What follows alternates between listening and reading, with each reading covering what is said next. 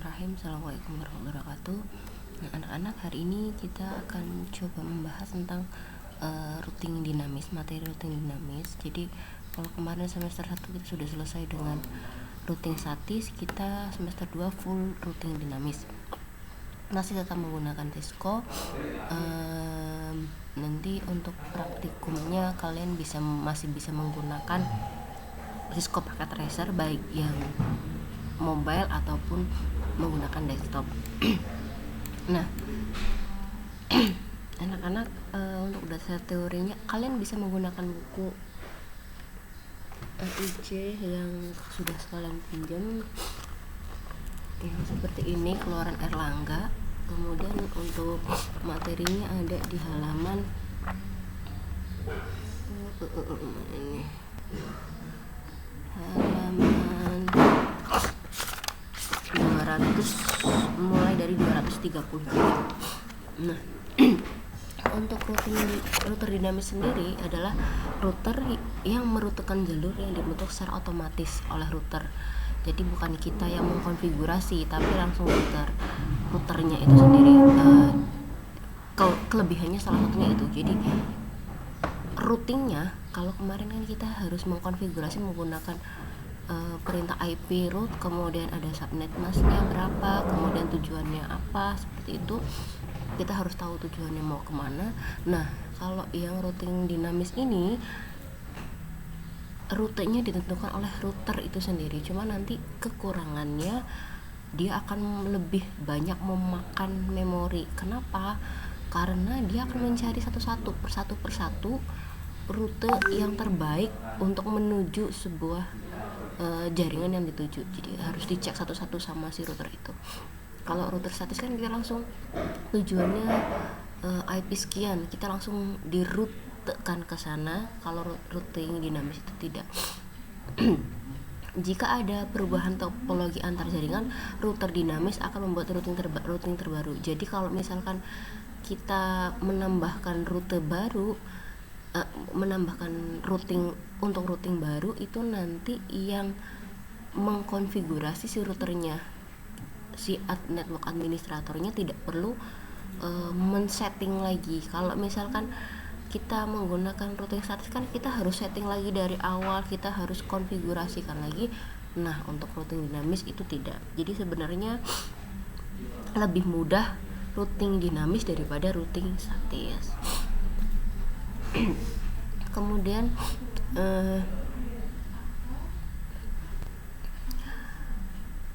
ini tadi sudah lebih mudah daripada menggunakan routing statis yang default. Akan tetapi ada perbedaan dalam proses di CPU router dan penggunaan bandwidth dari link jaringan. Nanti penggunaannya akan lebih besar. Keuntungannya apa? Nah, keuntungannya adalah kita hanya mengenalkan alamat yang terhubung dengan routernya. Jadi kalau misalkan saya punya jaringan seperti ini, kita hanya mengenalkan yang ada di kakinya aja, di sini dan di sini.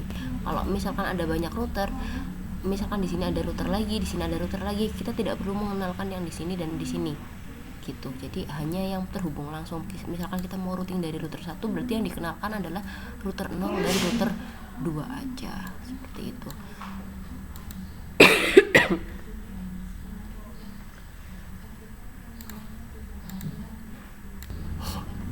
Kemudian, bila terjadi penambahan suatu network baru, tidak perlu semua router dikonfigurasi.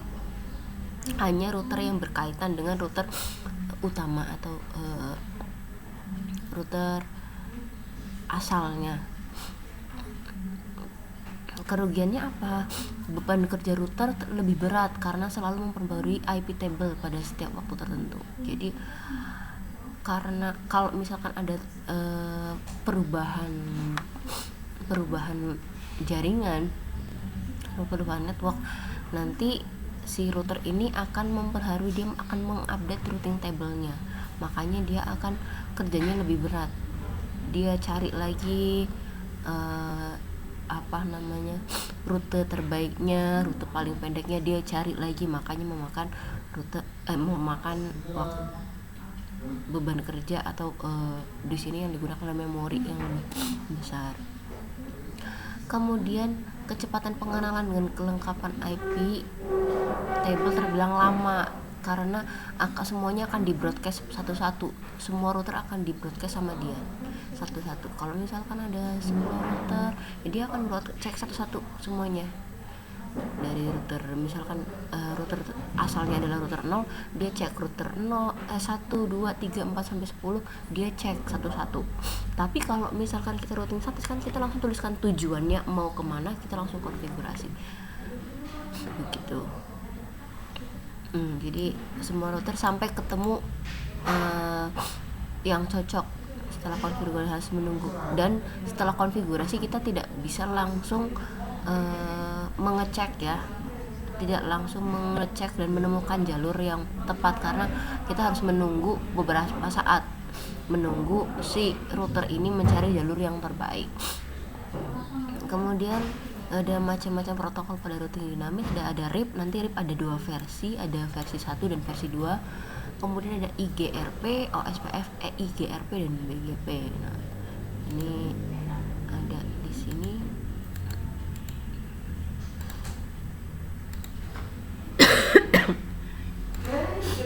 Jadi kalau kalian lihat di sini kan protokol routing itu ada status yang dinamis. Dinamis itu ada nanti ada BGP.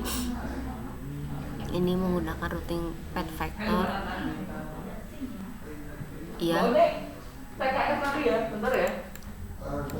Oke, kita lanjutkan.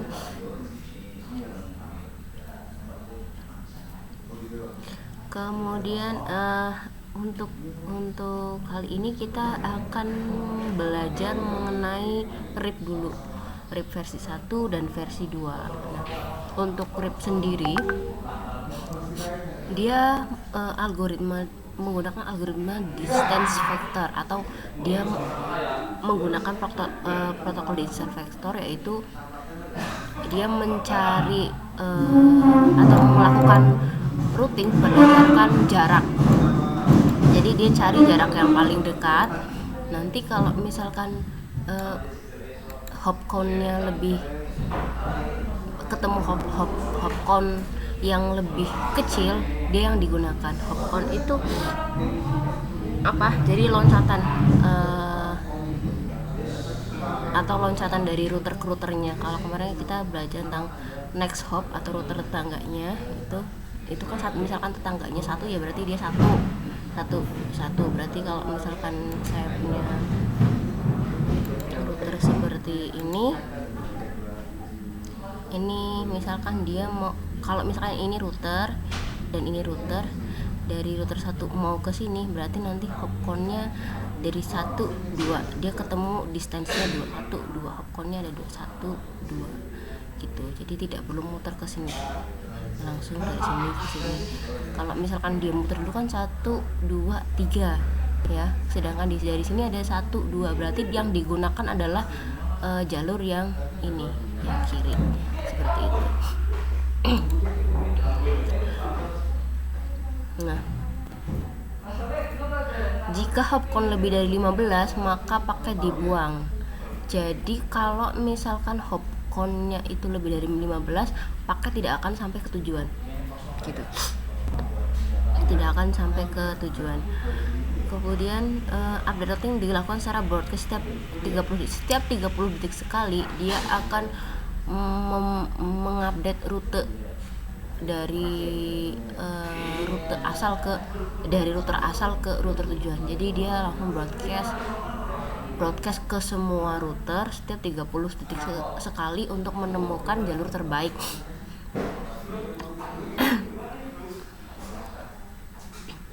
Nah, ini memberikan routing tabel berdasarkan router yang terhubung langsung dengan tujuan. Jadi router yang tidak terhubung langsung dengan router asal.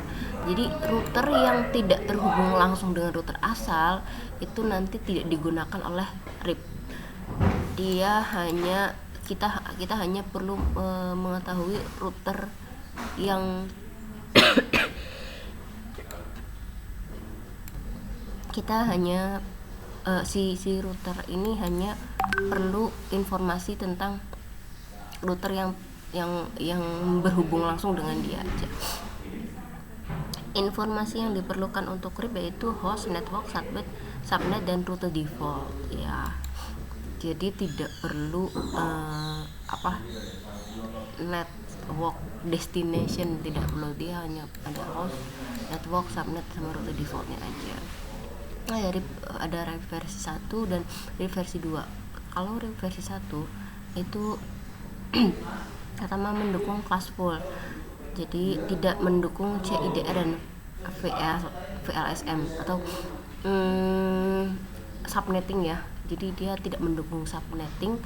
Dengan kata lain, kalau kita mau melakukan RIP versi 1, subnet itu harus sama, slashnya itu harus sama. Kalau misalkan router A mau di routing ke router B tapi slashnya itu berbeda, misalkan si A itu /24, B itu /17, itu tidak akan ketemu. Jadi kalau misalkan A nya itu /24 ya B nya harus /24 begitu. Jadi nggak mendukung CIDR dan VLSM. CIDR VLSM itu kan subnetting ya gitu. Kemudian memperbaikan routing broadcast, karakteristiknya distance vector masih menggunakan distance vector, tadi saya sudah jelaskan juga. Menggunakan hop count, nah maksimum itu 15 tadi sudah dijelaskan. Jadi kalau ada 16 atau loncatan ke 16 itu dianggap sebagai unreachable.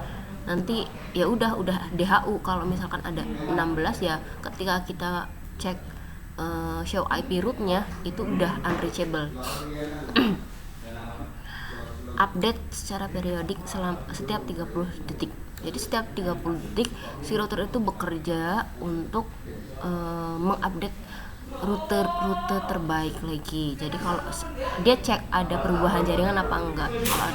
Kalau ada perubahan jaringan dan nanti dia routing table-nya berubah. Ini nanti sisanya kalian bisa baca sendiri. Kemudian ada administrative distance 120. Jadi nanti setiap protokol routing itu beda-beda. Ada yang 100, ada yang 120, ada yang 100 sekian. Itu ada banyak. Nanti saya share. Nah, jadi ini. Jadi nilai data administrative distance tiap protokol routing itu beda-beda. Kalau static route itu defaultnya distance values-nya itu 1, IGRP itu 5, BGP 20, EIGRP itu 90, kemudian untuk IGRP itu 100, OSPF 110. Tadi kita untuk yang RIP itu 120 gitu. Kemudian untuk RIP versi 2 mendukung routing classful dengan routing classless. Jadi nanti dia mencari, kalau misalkan dia bisa mendukung CIDR dan VLSM. Dengan kata lain dia menggunakan subnetting, dimana untuk beda slash itu dia masih bisa melakukan routing.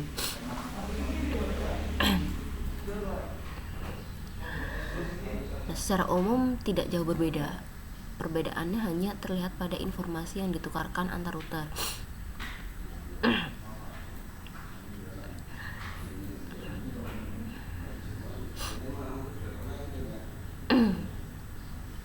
Kemudian persamaannya tadi ada perbedaannya, ini persamaannya dia sama-sama menggunakan distance vector. Kemudian metriknya berupa hop count ya, loncatan, maksimalnya masih 15. Kemudian portnya itu sama 520. Kemudian menjalankan auto summary secara default. Nah, ini perbedaannya tadi. Kalau si RIP itu tidak mendukung VLSM atau RIP 1 tidak menggunakan VLSM, RIP 2 mendukung VLSM.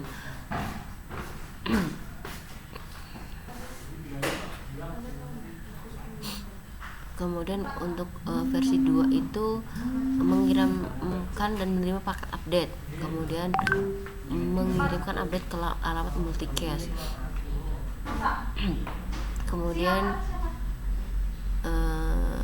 ini mendukung fungsi keamanan authentication kalau untuk versi 2, versi 1 tidak.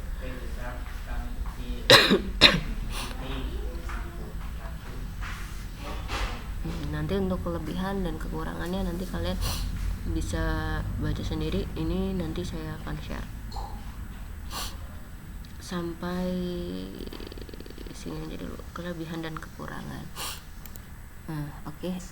Ini coba kalian perhatikan, ada gambar sebuah topologi untuk RIP versi 1. Jadi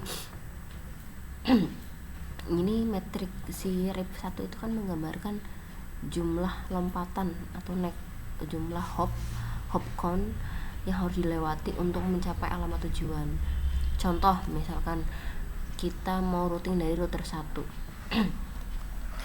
Nah, si network 192.168.11.0/24 berarti mana nih? Ini 192.168.11.0/24 berarti yang sebelah sini. Ini router ini ya. Ini ada yang F0 sama ada serial 2. Untuk yang network ini itu memiliki metrik 1 karena harus melompati router 2 untuk mencapai harus melewati router 2 sebagai next hop.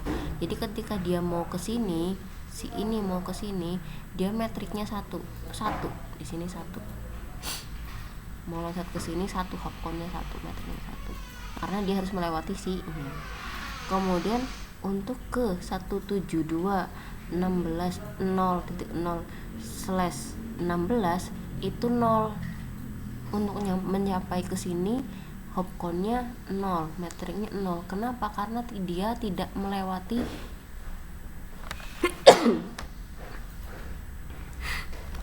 karena dia tidak melewati router. Jadi 0.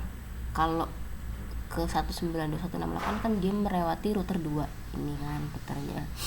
Tapi kalau untuk menuju 172.16.0/0 networknya 0.0/16 dia tidak melewati router, jadi metriknya 1. Begitu pula untuk router 2. Untuk router 2